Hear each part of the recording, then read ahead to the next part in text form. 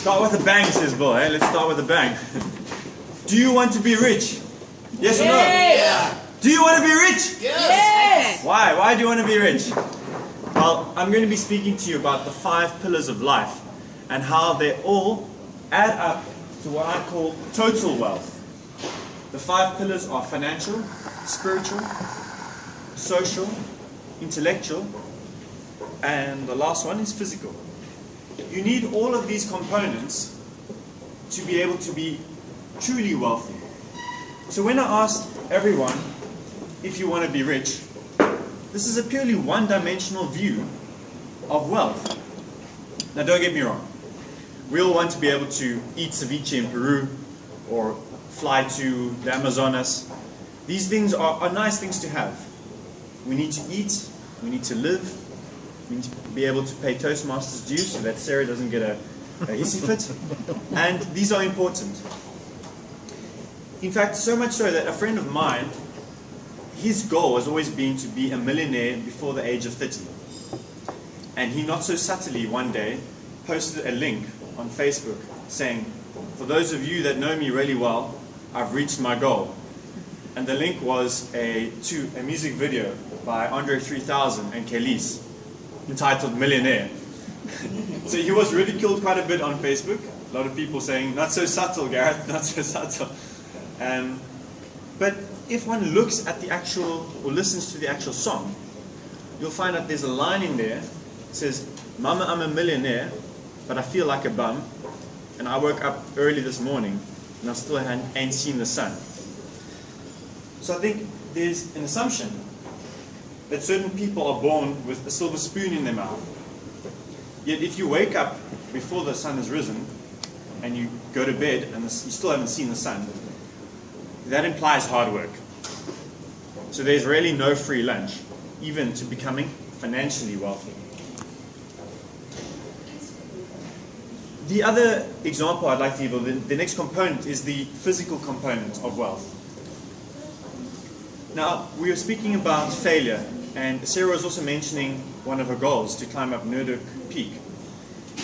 Now, it's very difficult when with running our own business, we're busy with a project, maybe we have to write a Toastmaster speech, to focus on things like getting fit.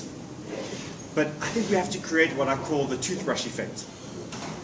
Now, you would never go to a meeting without brushing your teeth, right? It's what we call unmissable. We need to make going to the gym and doing exercise the toothbrush effect. We need to give it the toothbrush effect. Once we embed something in our DNA and it becomes routinized, we won't think of not doing it. Doctors say you need 30 minutes a day. That's all you need. And so it's really up to us to do so and to apply ourselves to it.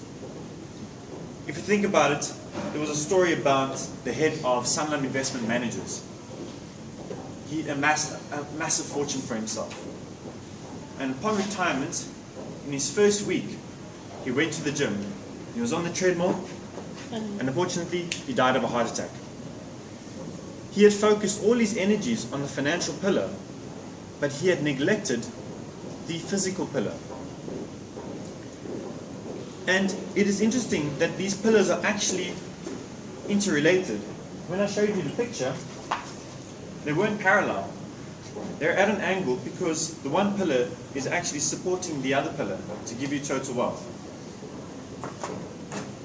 A good lecturer of mine said it well. He was part of a jogging club, and he said a lot of successful people were in his club.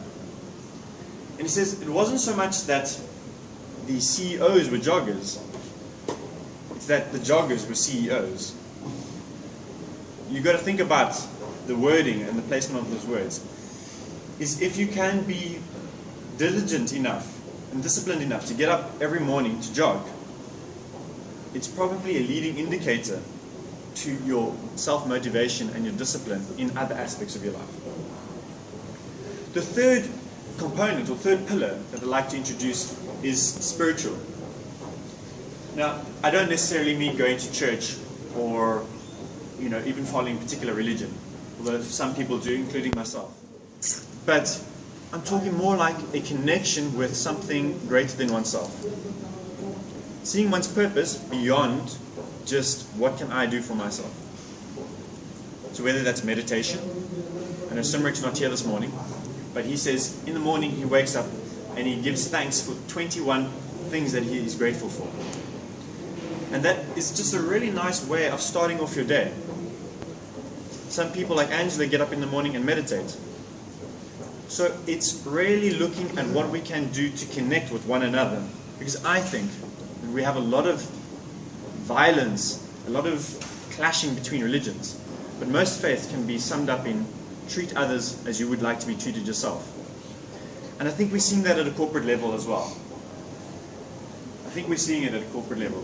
We have triple line reporting now, so financial, social, and environmental. And we also see the rise of social impact investing and social entrepreneurship. People are asking the question, if my business goes bang tomorrow, what will society be missing? And if you can't answer that question, why is your business in business? The fourth pillar that can help to define total wealth is intellectual. Now, a lot of people say, I've been to school, got my degree, I don't have any more time to study. Or I don't have the money to study. With the advent of something called a MOOC, that is no longer a valid excuse. Now, you won't be able to read the small writing, but a MOOC is a massive, open, online course. It's a term that's been used widely these days, and two examples of them are edX and Coursera. Please do yourself a favor, Google edX and Coursera, or just MOOC. I can give it to you afterwards.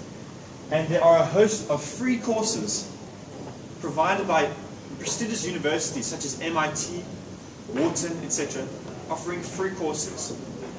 Some of them are free, and if you want the certificate, you pay. But if you don't have the money, you can still do the course and not have to fork out $1.